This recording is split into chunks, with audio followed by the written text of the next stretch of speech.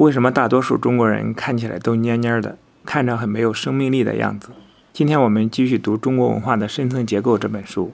每一个中国人正是被其文化设计成这样的一副样子，每一个中国人的身上都被堆积上如此的一组文化密码，使他无法成为一个全面盛开的个人。人是一个动态的开展过程，这样的一个概念在中国文化里是一个陌生的事物。中国人成长的内容只是一人之身的长高长大，以及在二人关系中如何懂得去做人。虽然一个人生理上的茁壮成长也必然带来他的身走向成年，但是因为文化设计的拖后腿，在中国人身上固执在人格发展初期的口腔阶段上的情形就特别严重。在人格肛门阶段上应该受到的对身体排泄物与动作的控制基本上也没有得到解决。至于成年人身上应该有的性的内容，则处于窒息或半窒息的状态。一个发展到了生殖器阶段的人格，对自己身上装载着的性必然是正面的去知觉，充分的去肯定。于是这股生命力，也就是利比多，就会成为个体生存状态的自觉的内容。这并不等于说一个人整天想着性，而是说不论做什么事情，动力与取向都会充满自信地发自个体身内。事实上，一个在人格发展上达到了生殖器阶段的人，也可以由自己决定根本不去接近异性，而是将全部的精力转移到他自己的事业上。不过他这样做却是一种自我调配的作用，也就是说，达到这个阶段的人，不论做什么事情，都会以自我组织的方式去进行。在前面我们也曾经指出，性爱的完成不同于吃、排泄和手淫，它不是单方面可以立即解决的，也不是身体局部部位的满足，而总必须牵涉到一个超越于身的各部位之上的组织原型，那就是自我。而且性爱的目的如果不是纯粹为了动物性的交配的话，其满足也不同于身体局部部位的满足，而必定导向整个自我状态的超越、升华、转化。然而对一个呈现出自我被非组织化状态的人来说，就只能安身于局部部位的满足，比如贪吃、手淫等等，于是就不可避免地导致个体内容的贫乏。中国人的一个最大特点就是过分的贪吃，这就是安身于身体局部部位的满足。中国食物太过可口，因此满足口欲的功能远远超出了充饥的功能，往往使人在填饱了肚子以后还禁不住继续吃。而美国人的食物热量很高，很容易使人发胖，每一餐的量并不多，吃饱了就算了，而且绝不可口，也不会引诱人吃饱了以后继续吃下去。因此进食似乎只是为了替自己的这部机器加燃料，以便继续开动去做事儿。在他们的清教文化的心理深层，好像过分讲究口欲的满足是不会得救似的。日本人的饭量也很少，因此总是吃不饱。这就是让人反思，是自己感到吃不饱，是量不够，还是因为一直吃中国餐，又为了口欲而吃得过头的倾向？也许是偶然，也许还有关联。美国与日本在经济发展方面都位列于世界之冠，个人在自我纪律方面也是十分成功的，而中国人不具有攻击性，而倾向于逆来顺受，而且在体力制约不到的地方，例如公共秩序方面，就呈现出更乱的状态。中国人的贪吃几乎可以说是唯一合法的对官能的满足，而且这种十分局部化的官能满足，又是整个个体缺乏全面盛开的完整形态的一个外在表现。也就是说，它显示出中国人并没有能够将人的潜在的内容充分展现，就如同一个国家富裕的天然矿藏，却只懂得利用表面上的土壤去种植，对潜在的地下的资源却浑然不觉一般。事实上，对一个达到自我组织阶段的人格来说，过分地强调吃就是自我组织崩溃的迹象。而清教徒加尔文的教义是，每一个人都必须自寻得救之道，既不能依赖外力，也不能替别人代劳，因为个人得救之法各不相同。每一个人唯一能做的就是用自己的意志去组织自己的一生。宗教的符号只是文化表层的现象，因此在宗教气氛已经单薄的今天，自我组织则表现为个体按照自己不同的形态，各自组织自己的动态的开展过程。可以这么说，对一个生殖器型的人格来说，整天在吃是自我组织崩溃所引起的挫折感与焦虑感的表现。对于一个口腔型的人格来说，吃几乎就是性的代用品，它并不是由挫折感或焦虑感引起的。事实上，中国人的口腔化倾向具有受到社群照顾的内容，因此从不期待个人在毫无协助的情形下去进行任何事情。要求个人独自表演的压力自然就会降低，必须由个人组织自己去面临挑战所引起的焦虑感、挫折感，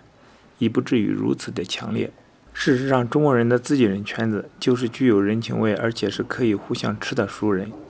它的功能正是在口腔阶段必须从口中吸食养分的母胎的代用品。因此，在中国人眼里，西方人既不让别人吃，每个人又必须吃自己，确实是绝顶自私的。所以，中国人的人际关系保留有许多口腔期的人我界限不明朗的遗留，也就是让自己被包在母胎的温暖中，透过口腔的渠道与吸食的对方融为一体。西方人在人格肛门期阶段受到的训练是自治自律，因此就开始摆脱口腔期阶段的人我界限不明朗的二人状态，并且为生殖期阶段的自我组织奠定了基础。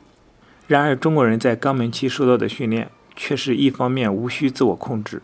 另一方面却是他治他律，因此遂将口腔期的人我界限不明朗延续下去，很难使人格成长过渡到生殖期阶段。这样的人格组成到了寻求异性的时刻，也往往无法由自我去组织整个的获得过程，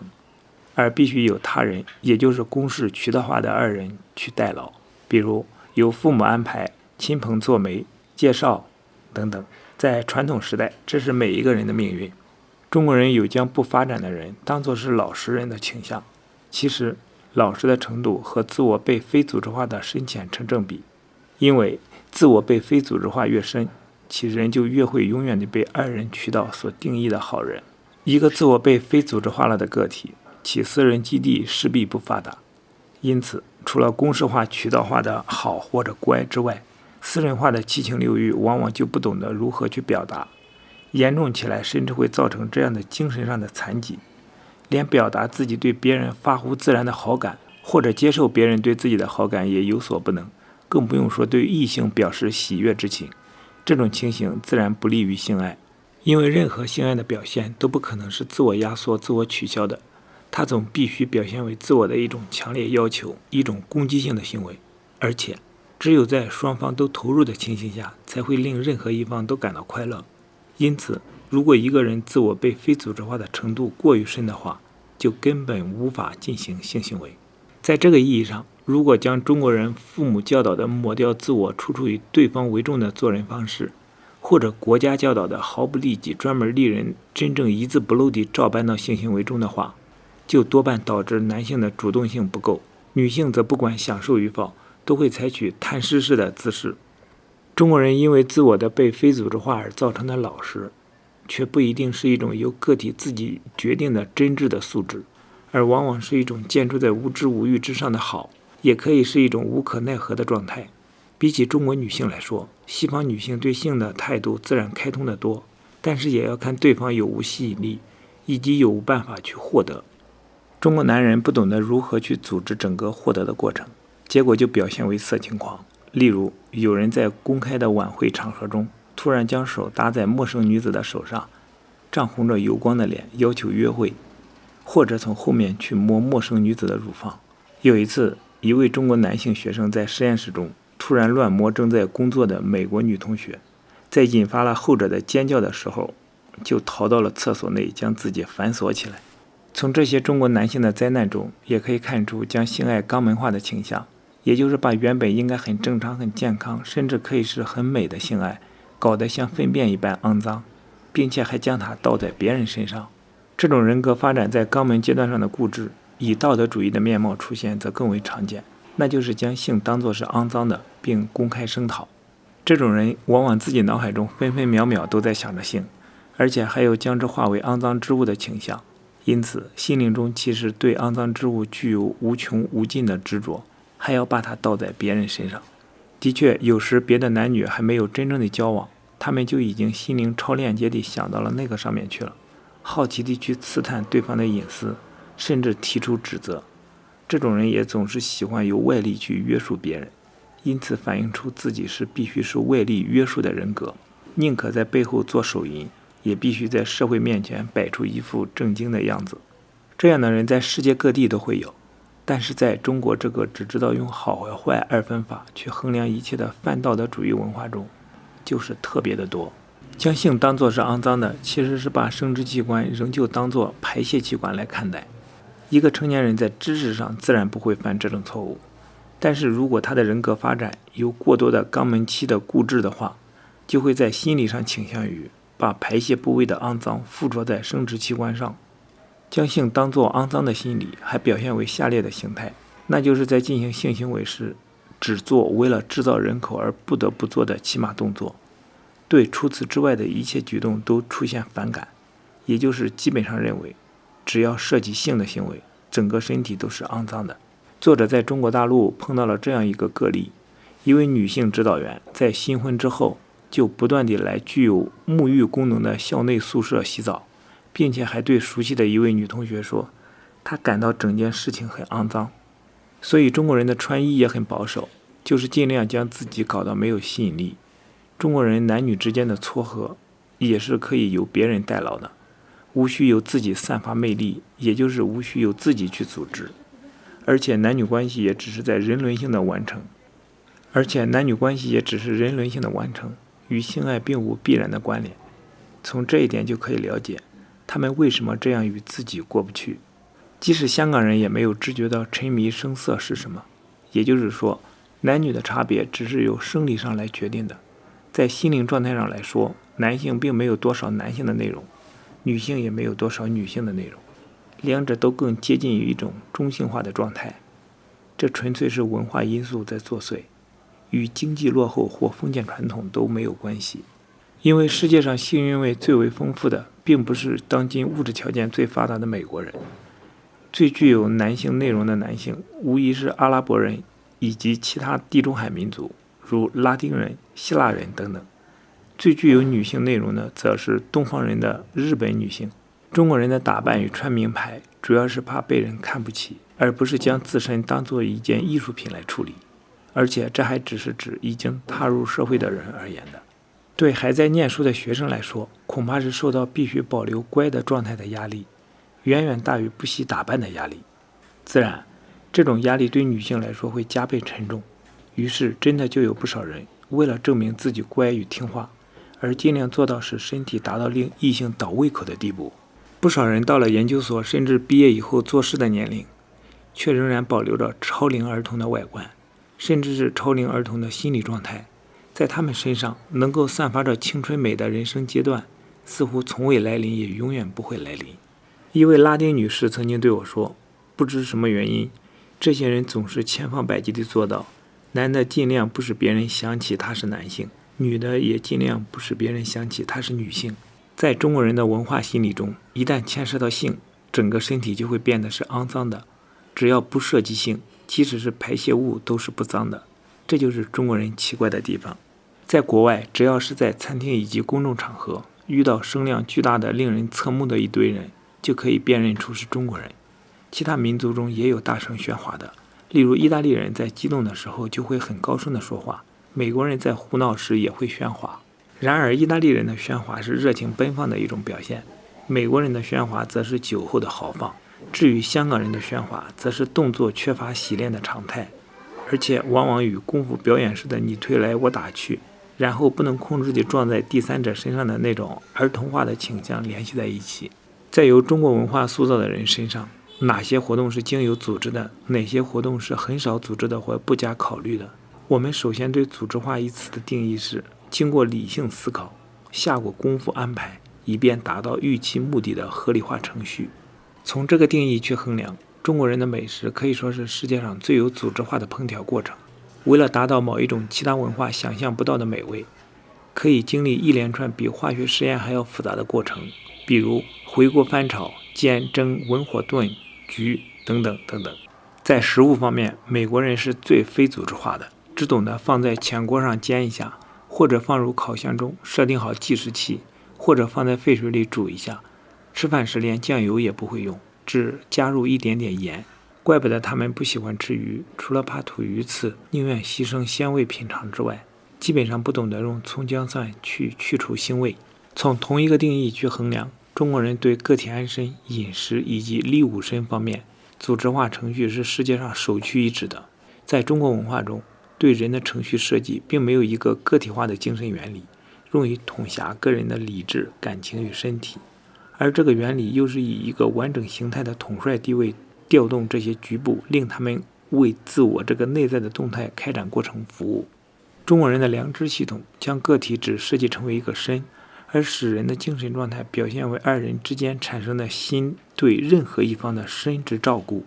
因此，人的生存意向并不是个体性的动态开展，而是在二人之间以及扩大化了的二人关系中安身。因此，中国式的天理也不是个人超越意向的最后的归一，而是二人之间的心或人。而且，这个天理并不是在世间之外的事物，而是在这个人世间的内在组成部分。因此，中国人的不朽观也不是灵魂不灭，而是追求肉体的长生不老。在实践的层次上，自然也只能表现为延年益寿，或者透过二人关系传宗接代。中国人的养育观也是使一人之身长高长大，在这个过程中，同时将它纳入公式渠道化的二人制约中，只有这样，才能使它有心地完成身体化的延续之功能，以及有心地对上一代的身体进行反哺。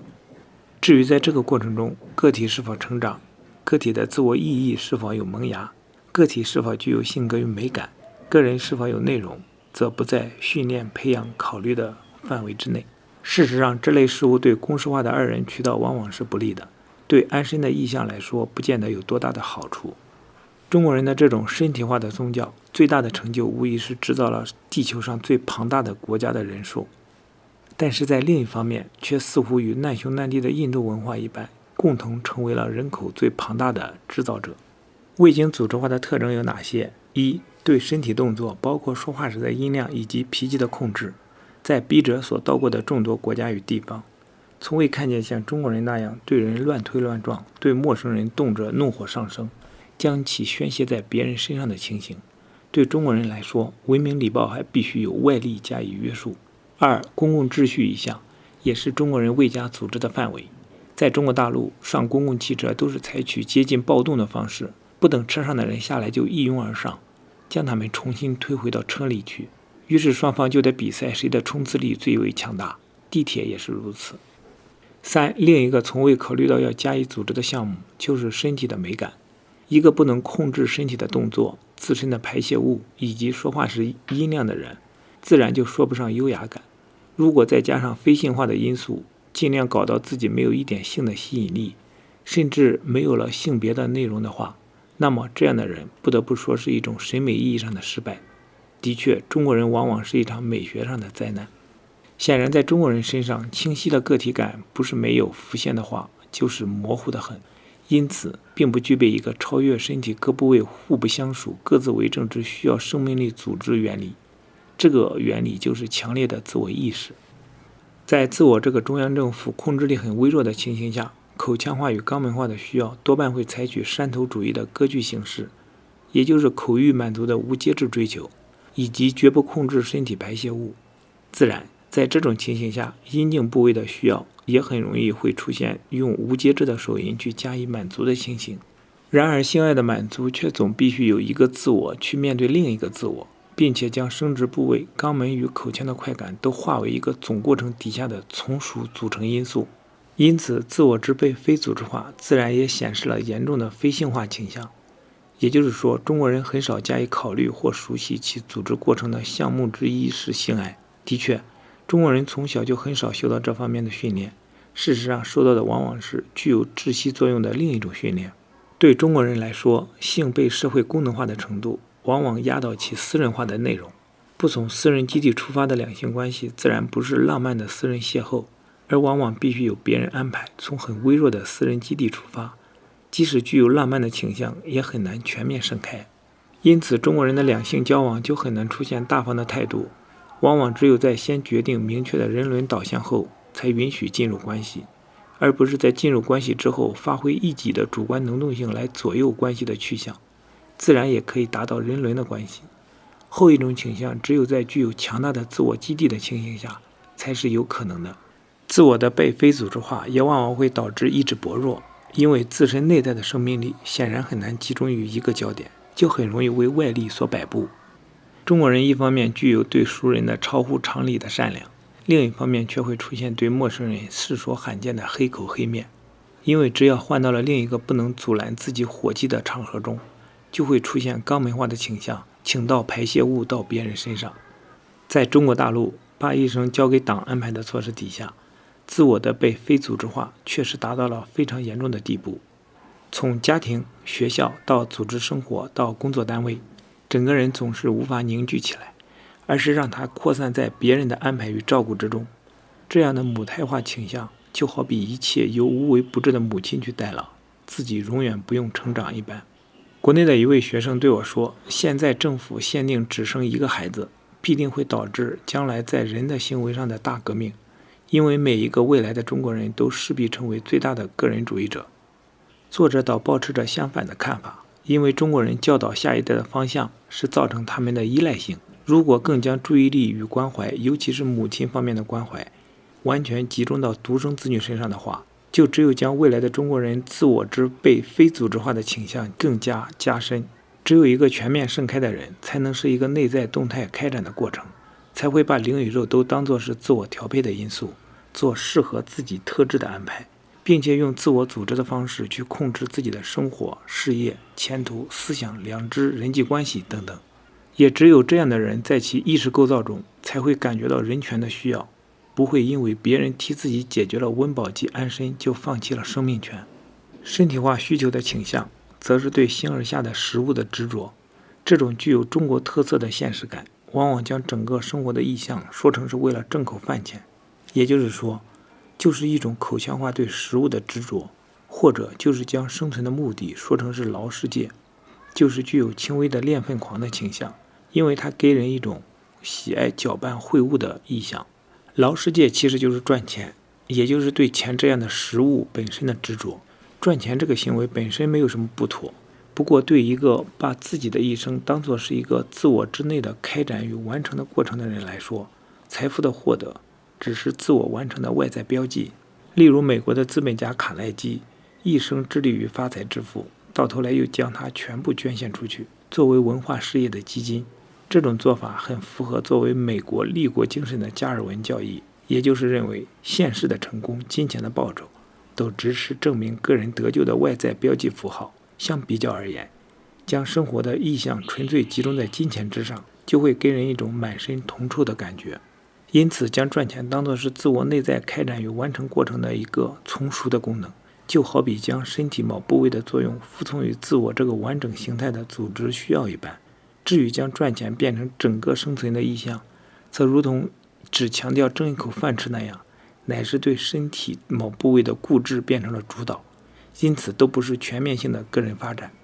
在中国人之间也有反叛性的人，能够突破中庸式的合人格的程序设计，但是这种突破也顶多到大集体，比如国家、民族认同的激越之情，很少能导致对私人状态的知觉与纠正。中国人之间自然也存在着具有灵性、追求精神生活的人，但是总的来说，顶多只能做到对知识与文化事业的拥抱。至于整个生命力的其他方面，却总会觉得有一种无形的力量钳制着它，发挥不出来。事实上，这类人往往会变成书虫，或者是弱化了的文弱书生，在外形上搞到比任何人都要美。即使具有知识与文学上的偏好者，也大有人甚至连性格之美都不能顾及。例如喜欢占一些小便宜，没有自觉与缺乏自制地损害别人的权利等等。反正在中国人之间，完整的人所占的百分比有如奇珍异兽。的确，中国人从其文化中受到的训练，懂得如何去组织的人生范围，实则犹如一条窄的不能再窄的单行轨，并且还存在着这样的看法：一个人少了一项能力，就多了一项美德。